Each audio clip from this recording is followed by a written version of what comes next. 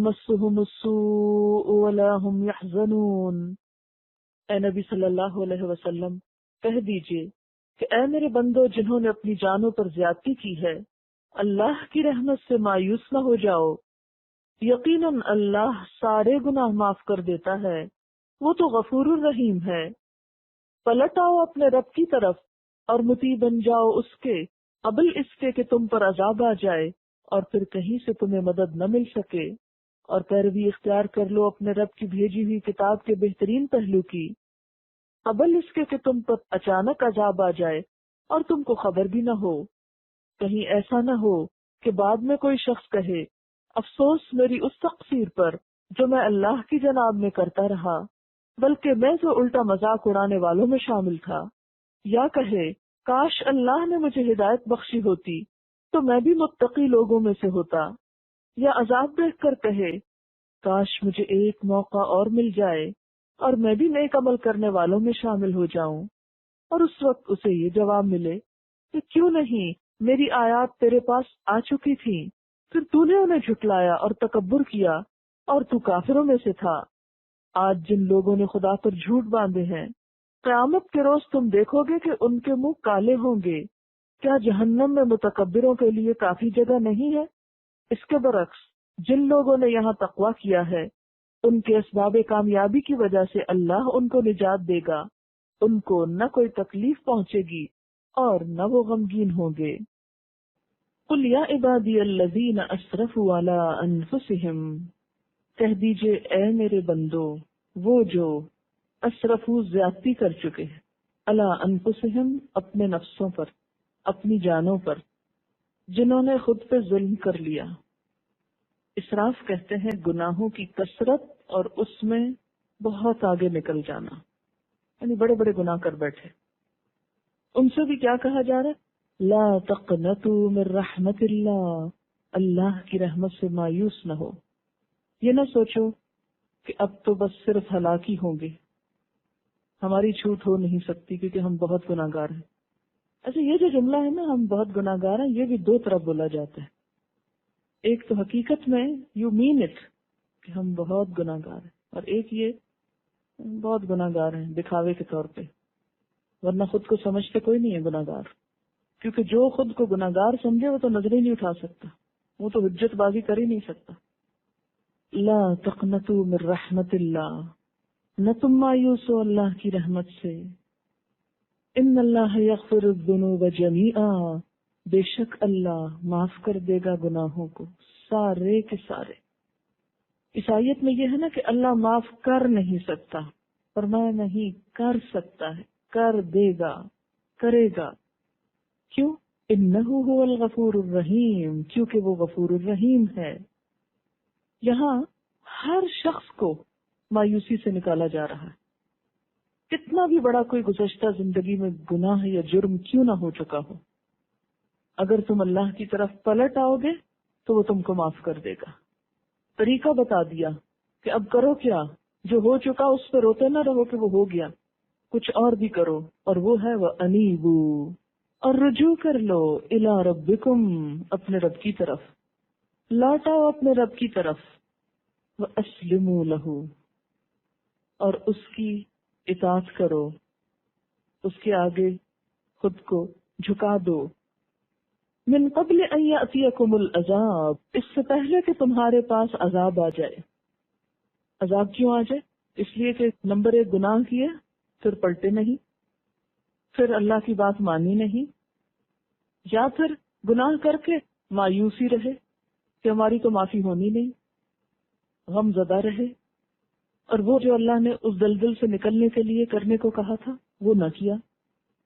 فرمایا نکلو اس سے، پلٹو اپنے رب کی طرف اور آئندہ اس کی اطاعت شروع کر دو، ورنہ کیا ہوگا کہ ایسا عذاب آئے گا کہ پھر ثم لا تنصرون، تم مدد نہ کیے جاؤ گے، کوئی تمہارا ساتھ نہ دے گا۔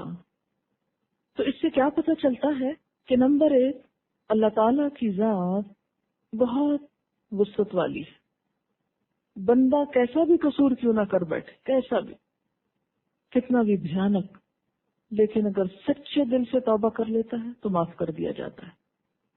مسند احمد کی حدیث میں ہے، نبی صلی اللہ علیہ وسلم نے فرمایا، مجھے ساری دنیا اور اس کی ہر چیز کے ملنے سے اتنی خوشی نہ ہوئی جتنی اس آیت کے نازل ہونے سے۔ ایک شخص نے سوال کیا کہ جس نے شرک کیا ہو، آپ نے تھوڑی دیر کی خاموشی کے بعد فرمایا، خبردار رہو، جس نے شرک بھی کیا ہو اس کو بھی معاف کر دے گا، لیکن کب؟ جب وہ معافی مانگ لے۔ مسلم احمد میں ہے کہ نبی صلی اللہ علیہ وسلم نے فرمایا، اس کی قسم جس کے ہاتھ میں میری جان ہے، اگر تم خطائیں کرتے کرتے زمین اور آسمان بھر ڈالو پھر اللہ سے استغفار کرو تو یقیناً وہ تمہیں بخش دے گا۔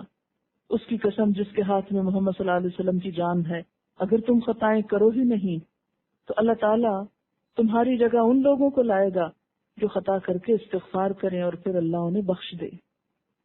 یعنی فرشتے موجود ہیں آلریڈی۔ انسان تو چیز ہی ایسی ہے کہ جو چلتے چلتے رستہ بھول جائے اور پھر پلٹے، بھولا نہ رہے۔ اللہ کو یہ بات پسند ہے کہ انسان ہونے کے ناطے اس سے بھول تو ہو جائے لیکن وہ پلٹ آئے۔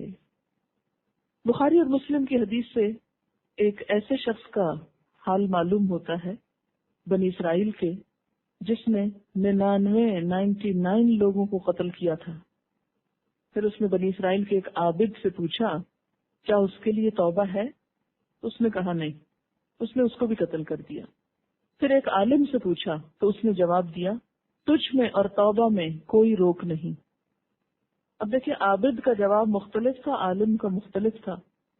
حکم دیا موحدوں یا توحید پرستوں کی یا اللہ کی اطاعت کرنے والوں کی بستی میں جاؤ۔ چنانچہ یہ اس گاؤں کی طرف چلا، لیکن راستے میں ہی موت آ گئی۔ رحمت اور عذاب کے فرشتوں میں آپس میں اختلاف ہوا۔ اللہ تعالیٰ نے زمین ناپنے کا حکم دیا تو ایک بالشت بھر نیک لوگوں کی بستی جس طرف وہ ہجرت کر کے جا رہا تھا وہ قریب نکلی، اور یہ شخص انہی کے ساتھ ملا دیا گیا، اور رحمت کے فرشتے اس کی روح کو لے گئے، کیونکہ وہ سچے دل سے اس ساری دلدل سے نکلنا چاہتا تھا، اسی لیے وہ پوچھ رہا تھا۔ توبہ کر لی اس نے، اور توبہ پر قائم رہنے کے لیے وہ اس بستی کی طرف مائگریٹ کر رہا تھا کہ میں جب تک برے لوگوں کی صحبت میں رہوں گا میں توبہ نہیں کر سکتا۔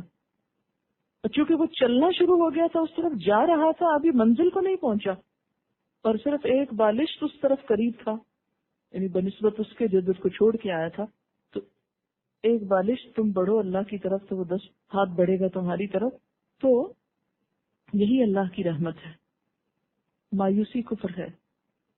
ایک شخص نبی صلی اللہ علیہ وسلم کے پاس آیا، اس نے اپنے گناہ پہ افسوس کا اظہار کیا۔ آپ نے فرمایا یہ دعا پڑھ لو، اللہم مغفرتک اوسع من ذنوبی ورحمتک ارجع عندی من عملی۔ اے اللہ، میرے گناہوں سے آپ کی بخشش زیادہ ہے اور اپنے عمل کی نسبت مجھے آپ کی رحمت سے زیادہ امید ہے۔ ہونا بھی یہی چاہیے کہ اپنے عمل پہ بھروسہ نہ ہو کہ اس کی وجہ سے میں بخشا جاؤں گا، نہیں، میرے عمل تو کچھ نہیں اگر تیری رحمت اس سے بڑھ کر ہے۔ یہاں اس آیت کا یہ مطلب نہ سمجھا جائے کہ انسان جی بھر کے گناہ صرف اس لیے کرے کہ چونکہ اللہ تعالیٰ معاف جو کرتا ہے، اس لیے اس امید پہ گناہ کیے جاؤ، دوسروں پہ ظلم و زیادتی کیے جاؤ۔ جہاں وہ غفور الرحیم ہے وہاں قرآن پاک میں دوسری جگہ عزیز ذو انتقام بھی ہے۔ نبئ عبادی انی انا الغفور الرحیم وان عذابی هو العذاب العلیم۔ اے نبی صلی اللہ علیہ وسلم، میرے بندوں کو خبر دے دیجئے کہ میں بہت درگزر کرنے والا اور رحیم ہوں، مگر اس کے ساتھ میرا عذاب بھی نہایت دردناک عذاب ہے۔ اور پھر جب معافی مل جائے، پچھلے گناہ معاف ہو جائیں، تو کیا کرنا ہے؟ انیبوا الی ربکم، اپنے رب کی طرف لوٹ جانا ہے، رجوع کرنا ہے، واسلموا لہ، اور اپنے آپ کو اس کے حوالے کرنا ہے، اس پہ بھروسہ بڑھ جائے، اس کی طرف قدم اٹھنے لگے، اس سے پہلے کہ عذاب آ جائے، جیسے اس شخص پر موت آ گئی تھی۔ ثم لا تنصرون، اگر اس کی موت توبہ کے بغیر حالت میں ہوتی تو پکڑ ہو جاتی۔ لیکن کبھی بھی انسان کو اس امید پہ گناہ نہیں کرتے رہنا چاہیے کہ توبہ کر لیں گے، کیا معلوم کب موت آ جائے۔ واتبعوا، توبہ کو برقرار رکھنے کے لیے اور کیا کرنا ہے؟ اتبعوا، پیروی کرنی۔ احسن ما انزل الیکم من ربکم، بہترین حصے کی جو تمہاری طرف تمہارے رب کی طرف سے نازل کیا گیا ہے. کیا چیز ہے وہ؟ قرآن و سنت. ما انزلہ میں دونوں چیزیں آتی ہیں.